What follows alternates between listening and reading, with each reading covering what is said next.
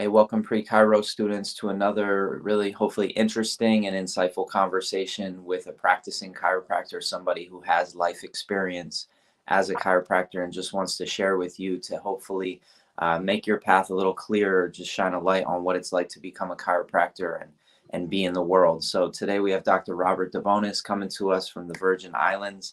Can you just get us started by introducing yourself and sharing a little bit about your background? What you were up to before you became a chiropractor, what made you decide to follow this path, and what that little moment in life was like, or big Well, moment. first, hello, and thank you for inviting me to share some of my experiences, a lifelong quest of service through chiropractic with prospective students. It's an honor for me to be able to share and hopefully inspire someone to put them on the path. Um, I've practiced the majority of my time, about 28 years, on the upper side of Manhattan, New York City, on Central Park West. I went to school as an inquisitive student, not really understanding completely what I was getting into. In fact, at the time, I told my wife, I'll try it for a semester. I'll try it for a quarter. And if it's a bunch of voodoo, smoke and mirrors, I'll find something else to do.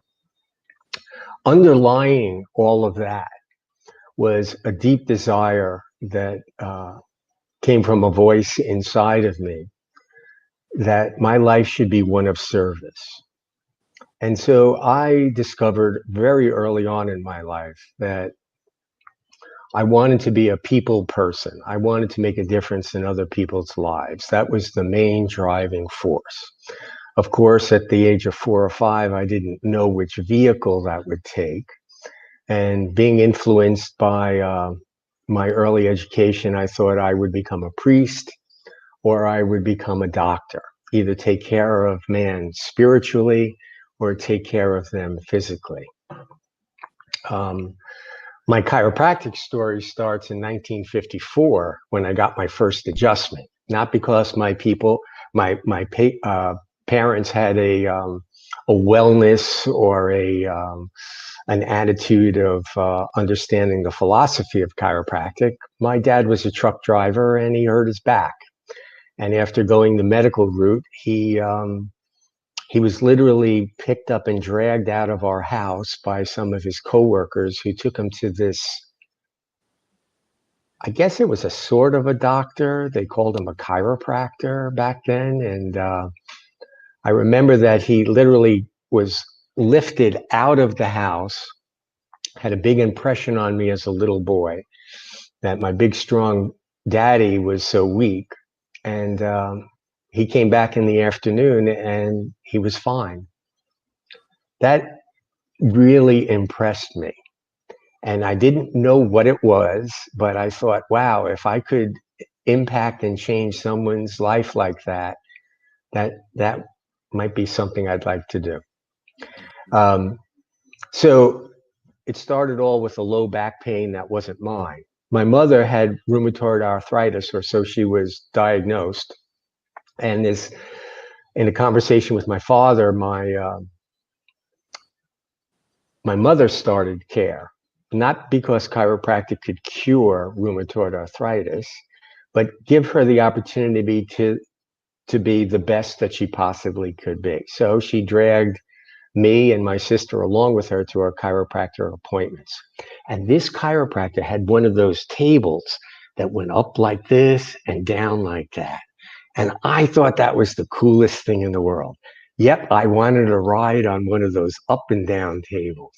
He had 3 sons, one that was just a little bit older than me and one that was younger. And then a much older one.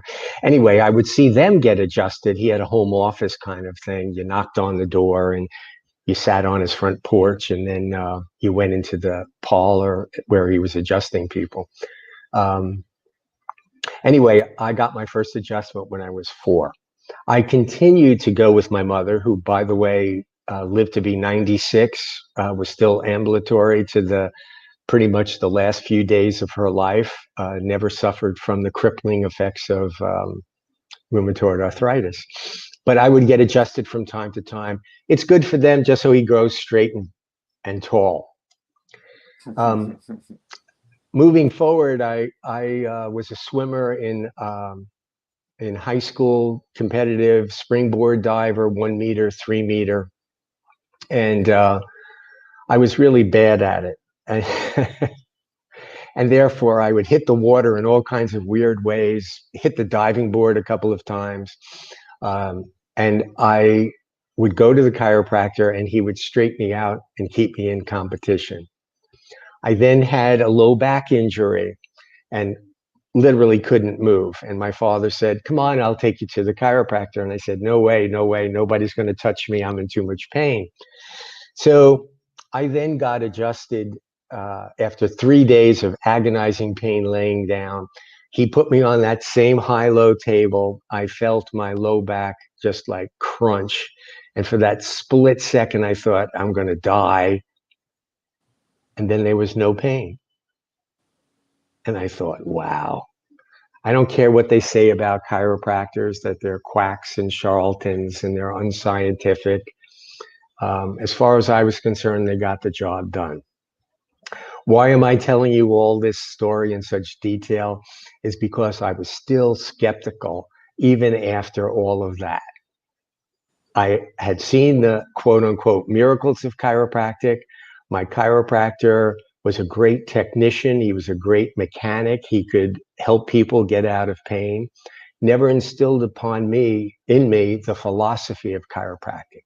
Yet he would say to me, "Bob, why don't you become a chiropractor?" And I would say to his face, "I think I could do better than that. You know, you're just a second-rate doctor, a wannabe." So I was very skeptical, and I went to college. I studied psychology, childhood development. I was in a master's program for school psychology, developmental psych. The Vietnam War was going on. There were no jobs in education. It was one of the professions that you had a deferment. So I remember sitting down with my faculty advisor, thinking of my focus and my thesis that I was going to write. And she told me basically, "Bob, you won't get a job after you get out. You'll test kids through an educational system that's going to fail them. You'll just track them, and you'll never make enough money to support a family." So I just got lower and lower in the chair as she was telling me all this, and realized that if I'm going to make a change and be able to serve people, I need to do it in a different way. I went off to the library. There was a federal publication called the Occupational Index, a big, thick reference book. And I was looking through that, and lo and behold, I open up the page and it says chiropractor. And that was an epiphany for me because it was in a federal publication of occupations that you could pursue. And it gave a profile that, you know, you'll practice on your own. It had many appeals to me. And that gave it validation for some crazy reason at that moment in time. So even though I had seen miracles, I had experienced them themselves, I knew that chiropractic had a certain value. It wasn't until I saw it in the publication that it gave me the validation that I went back to my chiropractor. I said, "Okay, so what's chiropractic school like?" He, like the Cheshire Cat, had a huge smile on his face. Remember, he had been working on me for probably 15 years to become a chiropractor. He opens up his desk, he hands me an application to Columbia Institute of Chiropractic, which was the precursor of New York Chiropractic College. And I applied. As I said, I told my wife, I'll go for a semester and see what it's like. Now, here's what also helped me along the way, is I met fellow students who were the sons and daughters of chiropractors, the grandchildren of chiropractic. Chiropractic used to be a very family kind of thing. Generations and generations went into chiropractic. They would tell me stories like, no, I never had a cavity. No, never been sick. No, didn't have chicken pox, measles, mumps, none of the childhood diseases. I said, what does that have to do with chiropractic and fixing backs? And then I started to investigate the philosophy. And then I went to chiropractors' offices, sat in their waiting rooms, asked them questions. Like, I hope you would have the opportunity to ask me, what is this chiropractic about? How is it changing people's lives? Mm-hmm. What's the real impact of getting under chiropractic care? Another epiphany for me was I was sitting in this doctor's waiting room, and I would go in unannounced and just sit there watching the patients, the interactions. This woman overheard me saying that I'm a chiropractic student, and a little lady, a little old lady, and she grabbed my hands and she kissed them. And to this day, it still touches my heart that she was so moved to encourage me to become a chiropractor because of what it meant in her life. Mm-hmm. And that's what I wanted. I wanted people to appreciate chiropractic to that degree. So that was my motivational fact. My motivational got me on the path. Mm-hmm. Yeah, And no, I you bring wasn't a up, you typical touch. student. Sorry. I went all over the place. I went to chiropractors' offices. I went to seminars. I was a sponge. I would drive 19 hours to go down to Atlanta, Georgia. I was a New York student, but I wasn't getting that certain something that I wanted in my education. Like we were talking about before, is that there's so much more to chiropractic than you can encompass, uh, hopefully through your schooling. In my yearbook, I wrote, the big idea is very big, and perhaps not one man can encompass it all, but the journey to seek it out. Mm-hmm. Mm-hmm. It's about the journey. You bring up a number of touching points. One is that somebody who's interested in chiropractic today could go into an office and be given a completely different experience, lacking the philosophy, lacking the bigness, as you say, to what it can do to impact lives, and then they might go into another office and have their imagination stretched and really be able to see beyond their wildest imagination how much impact they can have on people's lives. And so I really think that that's a touching point of the reality that has persisted and been perpetuated throughout the years, where you're reliant on the experience in a chiropractor's office to either attract you or repel you from the profession. And many people throughout the years have said it's a calling, it calls to you. It's not something that you choose, it's not a career path, it's a vocation, it's a way of being in the world. And I think that's landed us with a lot of students that have entered the office with no expectations and been given something that wasn't attractive, or they've been told by the chiropractor, this is not the profession for you, this is a difficult profession and you're going to struggle and you're not going to make money, and all those things that sometimes you hear from the guidance counselors, like you heard about the psychology path, you're not going to make money, you're going to struggle. That's what I was told by a chiropractor before I went to my second or third office, just continuing to be curious. Anyway, can we talk I about? think that's the key, is remain curious. I'm still curious. As I mentioned, I practiced almost 30 years in Manhattan, and now for the last 15 years, I practice in the Virgin Islands. Um, that message that I would like to share is that you can practice anywhere, any way you want. Chiropractic has taken me to China. I've spoken to 600 million people through, uh, you know, uh, what's the thing in China that is like the Amazon of everything? Um, I've gone to Tonga, I've gone to India, I've gone to El Salvador. Um, if you have a flat bench and you have your hands and you know what you're doing, you can provide chiropractic care Mhm, um, mhm. anywhere in the world.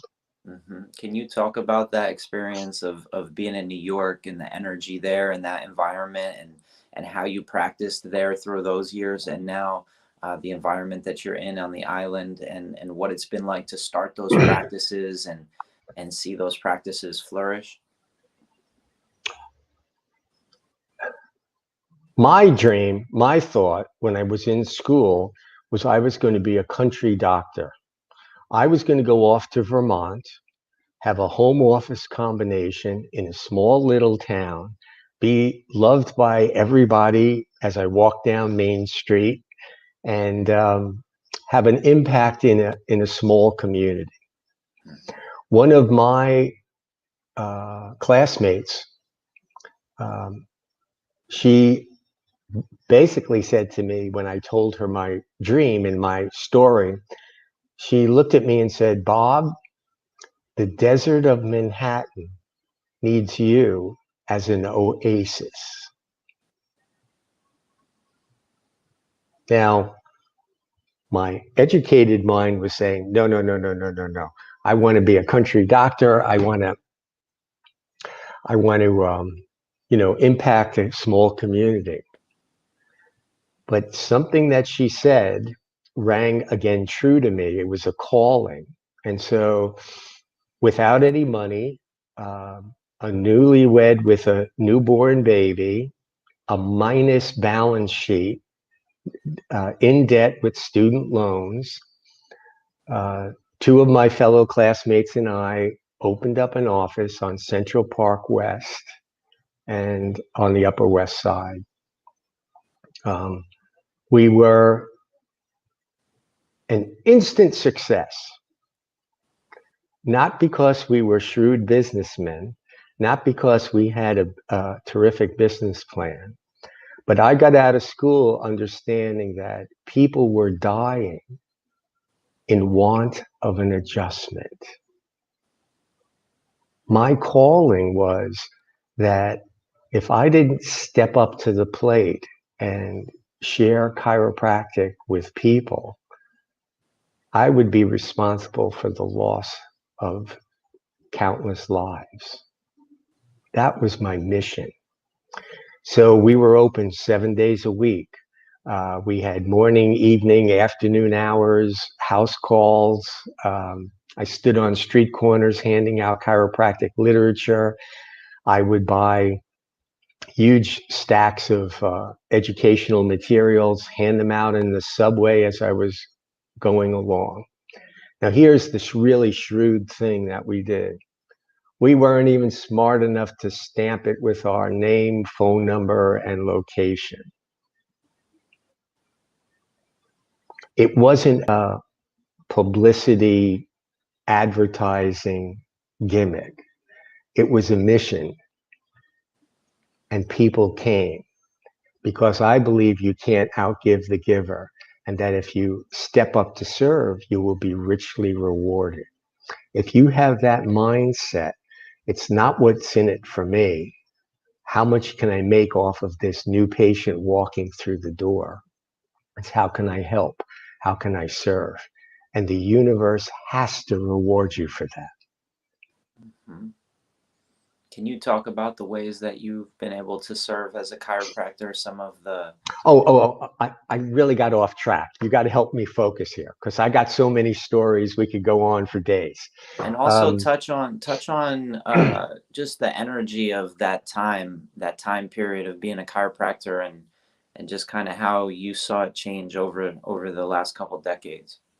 yeah, so when we first started out, chiropractic wasn't accepted. There was no insurance coverage. There was enough of the old school chiropractors that influenced us that just open up your office, start to serve, start to see people, tell them the story, explain what you're doing, tell them if they love people, they'll refer them in so that you can help them as well, and literally the practice just mushroomed. And that's not to say that we didn't have trials and tribulations and sweat out paying the electric bill and all of those things along the way. It's not just a rocket taking off. You have to ride the roller coaster with its ups and downs. So the energy in New York when I first started was very negative.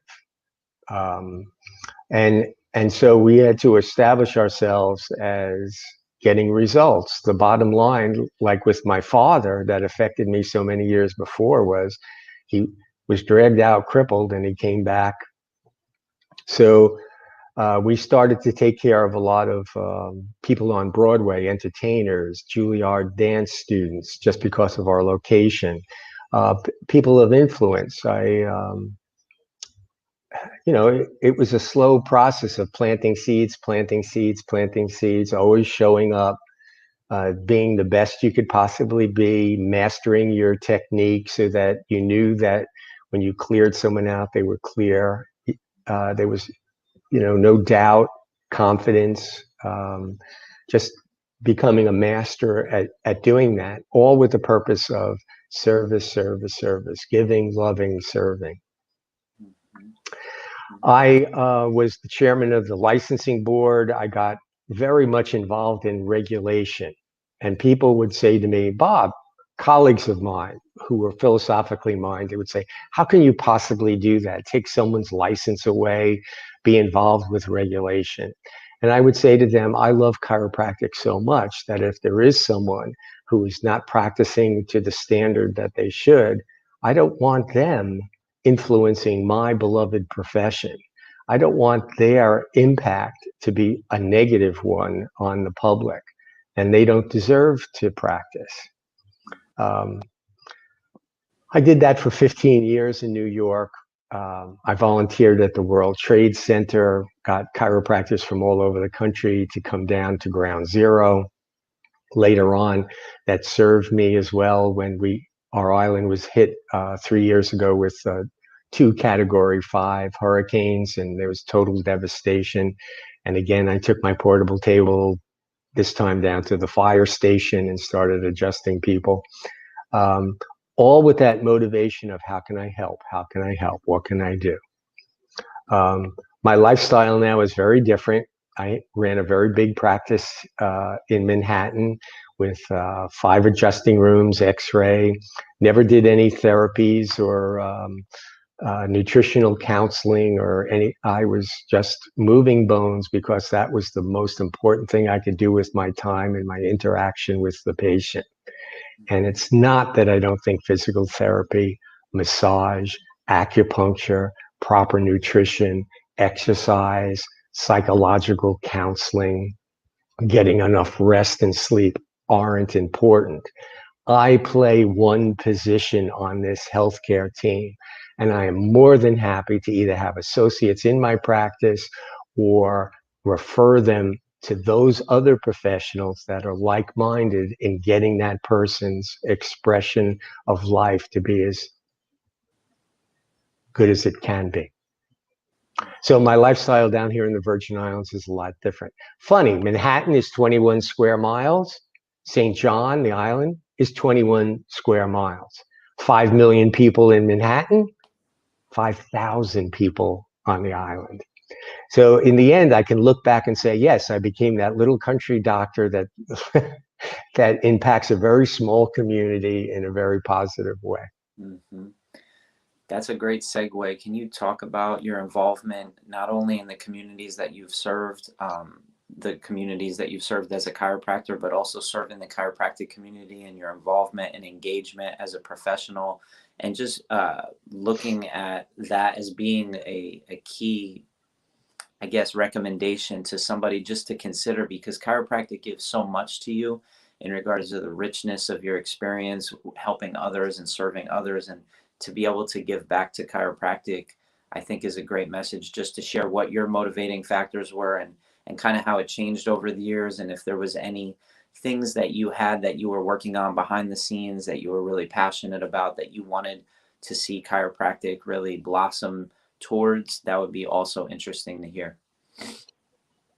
Well, I have to tell you that I absolutely hated being on the licensing board. I would physically get sick going to a meeting. But again, someone inspired me when I was just a student and encouraged me, or actually demanded, that you had a responsibility to chiropractic that's going to be so good to you to give back, as you just said. And so it was fate, destiny, a calling that put me at the right place at the right time to start to volunteer in rendering the exam in New York State, and then getting on the board, and then serving on disciplinary hearings and every kind of committee that you can imagine, working my way up to becoming the chairman. Um, it was something that I did because I loved chiropractic, but it definitely wasn't something that I wanted to do. It was my obligation and responsibility. So what I tell chiropractors is, you're successful, you have a beautiful office, you love taking care of people, but you do have an obligation to step out of your office and protect and promote chiropractic. It's funny, when I got down here, I thought that was all behind me. And then the governor, through a senator down here that I was adjusting, found out that I was on the New York State board. And I got a call from the governor, who then appointed me to the Virgin Islands board. And now I'm the chairman of that board. So I always felt from when I was a student that if chiropractic was going to give to me, then I had to give to chiropractic. And another one of my mentors said to me, when I explained to him how I really hated this, and I was most of the time one lone voice in a room with dozens of others, trying to speak the truth of what chiropractic is. The odds were usually, and most of the time, against me. Um, but it's interesting that many times the public members or the medical doctors on the board, they would see the light faster and sooner than some of my chiropractic colleagues. But this one mentor of me said to me, Bob, you have to understand that your very presence in the room changes the total dynamic. Your very presence on the board or in the room or going to those meetings changes the dynamics. They'll think twice about doing something, or you'll affect them in one way or another of standing up and speaking the truth. Not when you're surrounded by everybody of like mind, but when you're, Daniel in the lion's den, to still speak your truth and your understanding. Um, and I'm happy to say that many rewards came through that, in saving chiropractors' licenses that were falsely or just incorrectly charged with violations, impacting the way the exam was given, fighting to get more chiropractic onto the national boards, versus all the diagnostic and medical. Just raising the question: could a dental student pass this board? Could a medical student pass this board? What makes it unique to chiropractic and the interaction that we have with our patients? And I also like the idea and regulation, and I was there to not necessarily promote the practice of chiropractic or to protect chiropractors, but it was there to protect the public.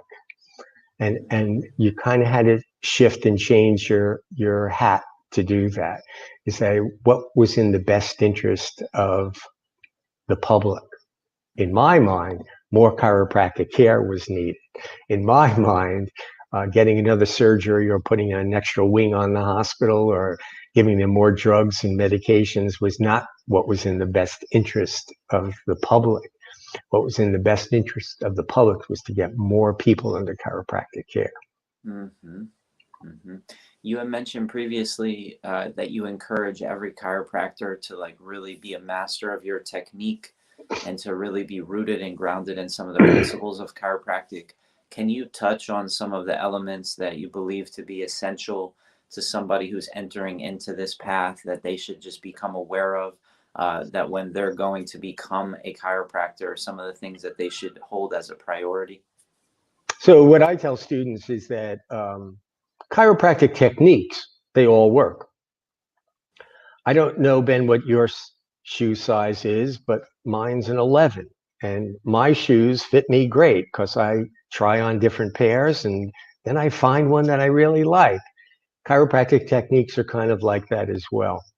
Um, you'll be attracted to some way of practice for the purpose of removing nerve interference to establish better communication in the body. Um, it could be non-force technique. It could be upper cervical specific. It could be Logan. It could be a whole host of different techniques. The key to being a success is to master that technique, whatever it is, but not to the exclusion of embracing other techniques as well. So have lots of tools in your toolbox. If one thing isn't working, guess what? Try something else. My journey, although my chiropractor was, as I mentioned, not really philosophically based, and he would just move every bone in your body up and down the spine, what I would call a shotgun approach, I became very specific. I realized that BJ Palmer did a lot of research into chiropractic, and the one area that he focused on was the upper cervical region, where the brain stem comes out from the skull, and the first cervical vertebrae, the top bone in your neck, has the greatest potential for interfering with the transmission. So I studied Palmer technique. I went to New York, but I toggled and practiced and popped styrofoam coffee cups. I was toggling on a speeder, an instrument that you use to get faster and faster and faster.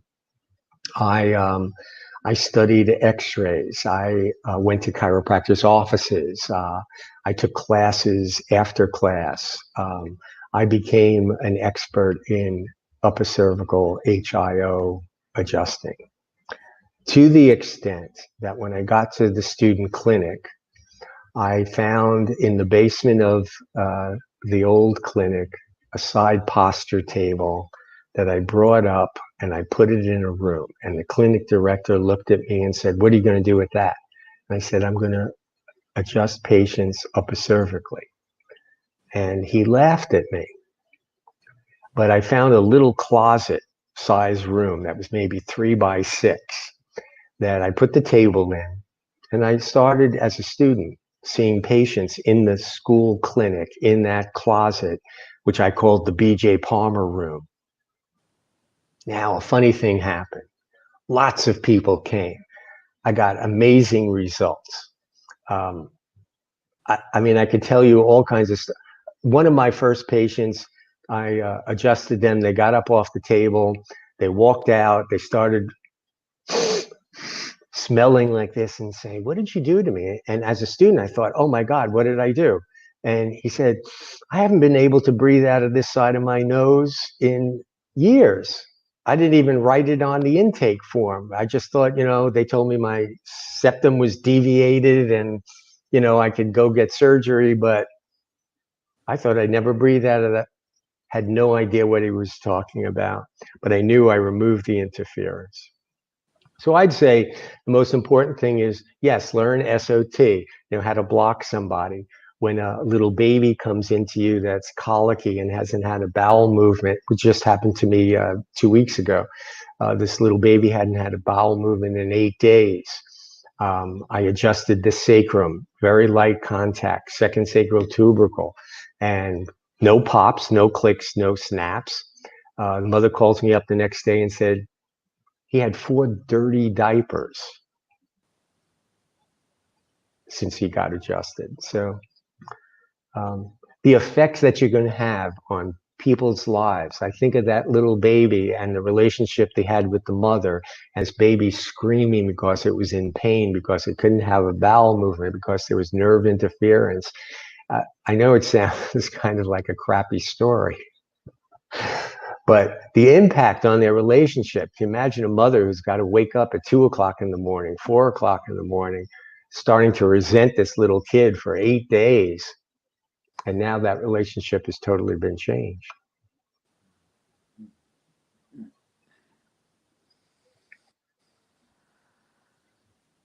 Yeah, It's there's a countless stories, right? There's countless it's a beautiful experiences. thing. My oldest son's a chiropractor, and I had went to Life West, graduated from Life West, and um, I told at his graduation, I got to speak as the keynote speaker at his graduation, which was a beautiful thing and an honor for me, about the moment I became a chiropractor. Um, and I told the graduates that, some of you come to school, you're already chiropractors. You're, as I mentioned before, the child of a chiropractor, your uncles are chiropractors, your grandfather was a chiropractor. You understand chiropractic, you grew up in chiropractic, you embrace the philosophy, and now you just have to go through the steps to be able to be a chiropractor. So you go for your education, you learn techniques, you take exams, you get your license, and now you've arrived, you're a chiropractor. Some of you will learn about chiropractic as you go through school and embrace it as I did, being skeptical at first and then seeing what chiropractic can achieve. But all of you will get to a point when you define yourself and you become a chiropractor. And for me, it was actually with my young son, who was a baby while I was going through school. And he developed a very high fever. When I came home from school, my wife said, you know, he's got this fever. I'm exhausted. So I held him in a dark room in Brooklyn, New York. And when I would go to put him down in his crib, he would wake up and scream. He was so hot that I was sweating. I was perspiring just holding my little son, a life that I cherish more than my own. A parent would definitely sacrifice themselves for their child. I know I would. So I came to a moment, it was 2, 3 o'clock in the morning, and I had to make a decision. Was I going to, okay, here's where the rubber meets the road. Am I going to adjust this little baby and see if chiropractic can affect his life, or I have to take him to the emergency room? He was literally burning up. And I chose to give this little baby an adjustment, which terrified me because I had never adjusted a baby. But I knew one thing is that I got to just release his atlas. And so on this baby, I adjusted him and I got an audible release. I, of course, as a student and unsure, thought I broke his neck. He immediately started to cool off in my arms. I mean, immediately, his temperature just started to drop. It was like flicking a switch. Whatever the cycle was that was ramped up, we broke that cycle. I put him in his crib. He went to sleep. In that moment, when I trusted chiropractic with a life that I cherished more than I own, I knew that under any circumstances, I could deliver an adjustment that would make things better. And that's the defining moment when I became a chiropractor. I became a warrior. Mhm. I'd love to kind of shift the narrative right now and just ask you why you think pre-chiro or pre-chiropractic hasn't really been established and been created to really bring people into the profession, rooting them in the philosophy and helping them explore the different techniques. I've heard you mention that those are of primary importance, but as decades have gone by, pre-med and pre-physical therapy have grown and grown, and they've pumped millions into, for lack of better words, indoctrinating students into thinking that the medical pathways are the primary pathway if you want to help somebody. And the physical therapy pathway is the best pathway if you want to help somebody. And chiropractic has remained in this place of we don't we don't necessarily have pre-chiropractic because people find chiropractic on purpose. It doesn't happen by accident. And I'm Right. just curious what your thoughts are on that. Well, I think a simple solution is that more chiropractors have to go on to college campuses. Um, and they need to go to the biology department, and they need to go to the pre-med department and nursing students, and just share their story of chiropractic. Um, and and the possibilities of engaging in this as a profession. Um, I also went to school with students that had never been adjusted and never been to a chiropractor at all, but wanted to be doctors. And sadly, most of them were not successful in practice because they didn't have the passion of what chiropractic is. So I think the first step would be for anyone who's thinking about chiropractic or being drawn in that direction, make sure you get under chiropractic care so you can experience it for yourself. Um, yeah, I think the problem is that people just don't know that it's viable and it's an option. And as I look back on my life, I became both the serving people spiritually as the priest and as the medical doctor, unifying man spirituality and expression physically. As a chiropractor, that's the thing that I'm in practice 43 years now. That still gets me excited about um, going into the office and adjusting patients. Is I'm not just moving bones around and removing nerve interference. I'm reconnecting that physical entity with that spiritual essence. And that's always exciting to see the life come back on. After the hurricanes, I was adjusting people that were despondent. They were like, never mind post-traumatic, they were in the middle of traumatic. It was like a combat situation. John Hopkins had their go team putting bandages and, doing triage on patients. And I had a line of people waiting to get adjusted.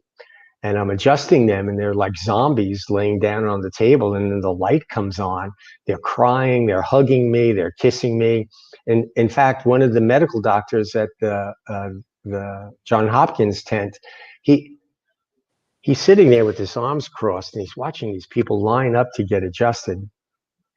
Some of the responders, the National Guard, the Army Reserve, New Jersey State Troopers, New York Troopers, the Coast Guard, the Navy. I was adjusting them as well as my patients who were, the locals. And we sat down next to each other at lunch, and he looked at me. He said, "You're one of those chiropractors." And I just thought, I don't need to hear this now. He said, "I don't know what you're doing, but I see people like just despondent, lay down on your table, you do whatever you do, and then they get up, they hug you, that they're alive again." He said, "That never happens with my patients." And I looked at him, I said, "Well, what is it that you do? What's your specialty?" He said, "I'm an anesthesiologist." And I said, "Yeah, when they leave you, they're unconscious." But later that afternoon, I got to adjust him. His first adjustment, a lot of stress in his thoracic spine, his mid-back area. And I just asked him, I said, "Do you have a respiratory problem or do you have cardiac issues?" And his mouth dropped and he looked at me and said, "How could you possibly know that?" And so I gave him a little basic anatomy test. And I said, "Well, the areas where we felt the most stress in your spine, we know that those innervate your heart and your lungs." I said, "I don't know if you have an arrhythmia or a valve problem or myocarditis or whatever. That's your department. But I know that the energy and the information isn't getting to those areas of your body." He was sold. If I had him on an island for another week or two, I could have had him go back to chiropractic school. And many a pre-med student, I've said, "Why are you going to waste your time uh, dealing with disease and patching people up when you could become a chiropractor and allow them to be healthy and have a wellness kind of attitude and embrace the full potential of what they could be and contribute to their lives?" Mm-hmm. Mm-hmm. It's as simple as that, right? The truth is simple, and Yes. many people say chiropractic is almost too simple for people. Yeah. Well, I want to thank you so much for just giving us some perspective and some insight into your life and providing some some great gems for any prospective student out there to really ruminate on and reflect on and just sit with, right? Because you really do have to. It's a big choice. People are at a crossroads in their life when they decide to be going in this chiropractic direction. It really is chiropractic or probably a whole assortment of other things. And so, I guess my question to you is, what questions would you place into the minds of somebody who's at a crossroads in life, who's maybe in high school or college and needing clarity on trying to figure out what that next step might look like or might be for themselves? Yeah, I think the question you have to ask yourself is do you want to be of service to people? And if the answer to that is a resounding yes, then chiropractic can be one of the many ways, a vehicle for which you can serve. And then the other questions you want to ask yourself is, does this ring true?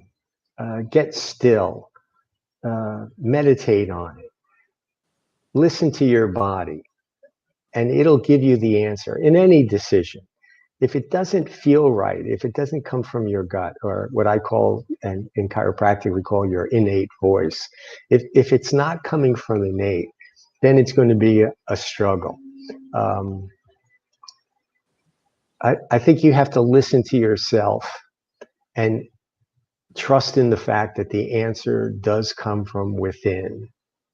Experience chiropractic, find out how it can change your life, and that may call to you in the way of, this is something that I want to dedicate my life to, so that when you're an old man like me, you look back and say, my life did make a difference. Mm-hmm. Mm-hmm. Thank you so much, Dr. Bob. Appreciate you. And I hope to one day visit St. John's. It sounds like a paradise. It's an open invitation to anybody. If I can help you in any way along your path, wherever you are in that, it is my joy to be able to assist you.